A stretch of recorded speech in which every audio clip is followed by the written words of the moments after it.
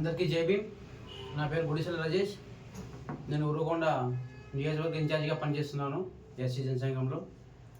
4 రోజుల క్రితం రాయదుర్గం నియోజకవర్గం గుమ్మగట్ట మండలం గోనబావి అనే గ్రామంలో ఒక సంఘటన జరిగింది.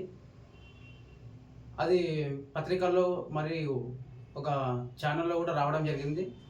అక్కడ జరిగిన విషయం ఏమిటంటే, అదే గోనబావి అనే గ్రామంలో ఒక దళిత వ్యక్తి హోటల్కి టిఫిన్ చేయడానికని వెళ్తే, అక్కడ అతను ధర్మ అనే వ్యక్తి, మీరు హోటల్లోకి రాకూడదు, మీరు అక్కడే నుంచి పార్సల్ తీసుకొని వెళ్ళాలి, మీరు మాదిగ సామాజిక వర్గానికి చెందినవారు, మీరు వస్తే వేరే వాళ్ళు రాకుండా అయిపోతారనే ఉద్దేశంతో వాళ్ళని లోపలికి రాకుండా అడ్డగించడం జరిగింది.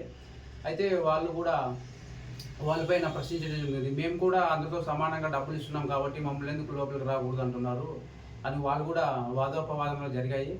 కాకపోతే ఇలా మన దేశానికి స్వతంత్రం వచ్చి 75 సంవత్సరాలు గడుస్తున్నా నేటికి ఏదో ఒక గ్రామంలో ఏదో ఒక సమస్య ఇలాంటివి జరుగుతూనే ఉన్నాయి. ఇలాంటివి ఇంకా మనకు బయటకు తెలియకుండా ఉండేవి కూడా చాలా ఉన్నాయి.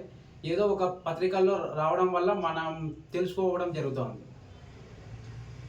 కాకపోతే ఇప్పటికి ఇలాంటి సంఘటనలు జరిగినప్పుడు అక్కడ స్థానికంగా ఉండే ఎంఆర్ఓ సార్ కానీ మరియు పోలీసులు కానీ ఆ గ్రామంలో ఒక చిన్న అవేర్నెస్ ప్రోగ్రామ్ మీటింగ్ అరేంజ్ చేసేసి వాళ్ళకు కొద్దిగా గైడ్లైన్స్ ఇచ్చి మోటివేషన్స్ చెప్తే ఇలాంటివి జరగకుండా ముందస్తుగా మనం కూడా ఎంతో మార్పు చేసినట్టు ఇదవుతుంది.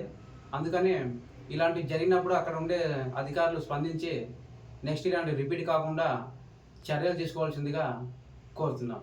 జై హింద్.